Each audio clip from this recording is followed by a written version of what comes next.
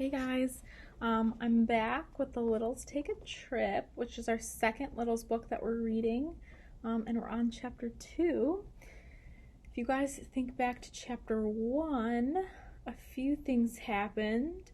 We reviewed our characters, all these guys here. So we have Tom and Lucy, Mr. and Mrs. Little, Uncle Pete, as well as their grandma. We talked about how the Littles live in the house of the Biggs. And at the start of our story, Henry Bigg, who's Mr. and Mrs. Bigg's son, was having his birthday party. And Lucy and Tom were watching the birthday party, and they were kind of talking about how they're a little sad because they don't really get to have birthday parties with any of their friends because they live so far away from any other tiny people. So they wish that instead of just watching birthday parties, they could have their own birthday parties. Alright, so let's start with chapter 2. See our picture? It looks like that's Grandma Little. Looks like she's doing some of her knitting. The day after Henry Bigg's birthday party, the Littles were together in their living room. Granny Little was in her rocking chair. She was knitting something she'd been working on for weeks. Nobody knew what it was. Granny Little was keeping it a secret. Whatever it was big. Uncle Pete, cane in hand, was limping back and forth in front of the fireplace. Uncle Pete had been wounded in the mouse invasion of 35. He always clumped his cane loudly as he walked. "Granny," he said, "for weeks you've been knitting on that what-do-you-call-it. When are we going to find out what it is?" "When the time comes, Peter Little," said Granny Little, "and not a moment before." "Where's Dad?" said Tom Little. Tom was standing on his head in the corner of the room. "Your father's been on the roof ever since the wind began blowing from the east," said Mrs. Little. Tom somersaulted into a sitting position. "Is Cousin Dinky coming?" "I wouldn't be surprised," said Mrs. Little. "He's been in the east for weeks, and the wind is finally blowing this way." "Oh, goody," Lucy clapped her hands. "I love it when Cousin Dinky comes. I hope he's been to Tina Small's house. She owes me a letter." Cousin Dinky Little was Mr. Little's adventurous nephew. He had been all over and seen everything. He knew all the tiny people in the Big Valley. Cousin Dinky was the only person in the Big Valley to travel from house to house. The others were afraid to go too far away from their homes. It was dangerous. The nearest family to the Littles were the Smalls. A trip to the Smalls would take an entire day. There was danger every step of the way. They had to cross a road and get over a brook.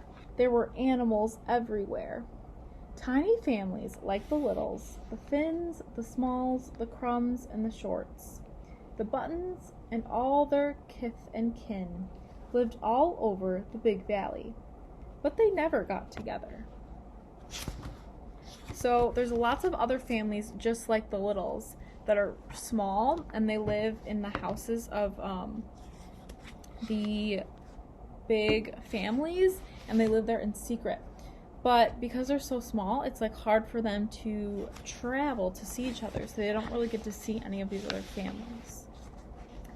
There was one thing, however, that gave them a feeling of belonging to each other. It was Cousin Dinky Little. Cousin Dinky has visited every family at least twice.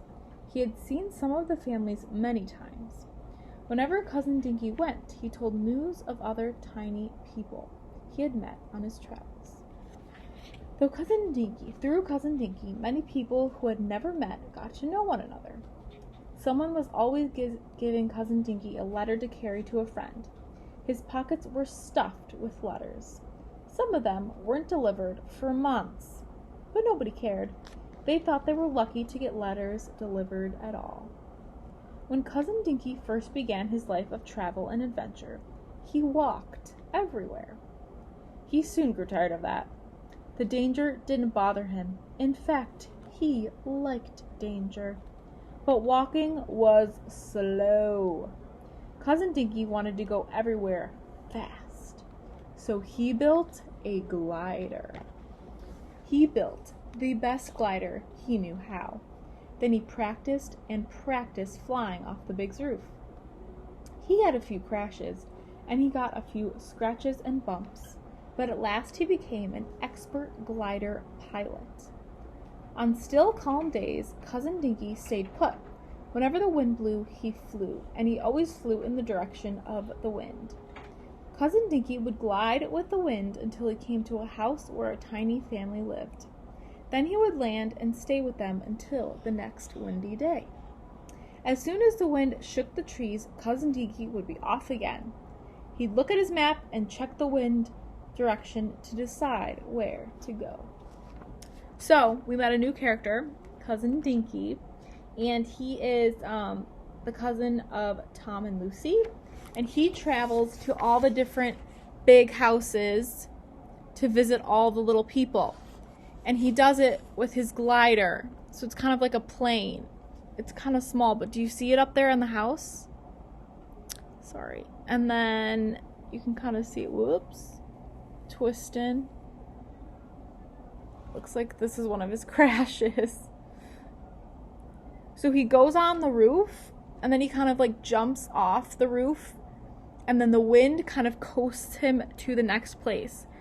So he doesn't have tons of control about where he's flying. He kind of has to wait for a windy day and like check the wind, see where it's blowing, and then that's the direction that he'll go. And so he's the one that gets to visit everybody and bring them like letters from each other or catch up, see like what's happening and everything. So that's Cousin Dinky, and it sounds like he's coming to visit the little family because it's a nice windy day. But no matter what direction the wind blew, Cousin Dinky knew a tiny family was waiting for him. Isn't it wonderful how Cousin Dinky gets to meet all of the tiny people, said Lucy. I wish I were Cousin Dinky, said Tom. Well, I don't wish you were Cousin Dinky, Mrs. Little said. Your cousin lives a dangerous life. I was a lot like Cousin Dinky Little when I was younger, said Uncle Pete. He looked at himself in the mirror over the fireplace. He takes after me, don't you think? I wish Cousin Dinky would teach me how to fly, Tom said. Maybe I'll ask if he comes. We'll hear no more of that, if you please, Tom, said Mrs. Little. It's dangerous enough that you ride all over the back of the big's cat. Every time you go out on that cat, I hold my breath until you come back. Hildy's my friend, said Tom. When I'm with her, I'm safer than when I'm home. Please, said Mrs. Little, you're only 10 years old. You don't know what you're saying. But he does, Mother, said Lucy. He does. Lucy rushed to her mother and hugged her. Staying home all the time is terrible. Cousin Dinky knows everyone. He has friends everywhere. There's Uncle Pete. Look at himself in the mirror.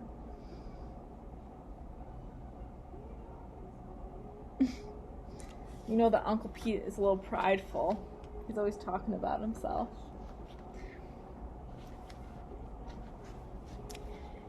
And we're stuck here in this house, Lucy began to cry. Why, Tina Small is probably my best friend, and I've never even seen her. Uncle Pete limped over to Lucy. He patted her on the back. No tears, my dear, he said. You know my rule. No tears in front of your uncle. He looked hard at Mrs. Little.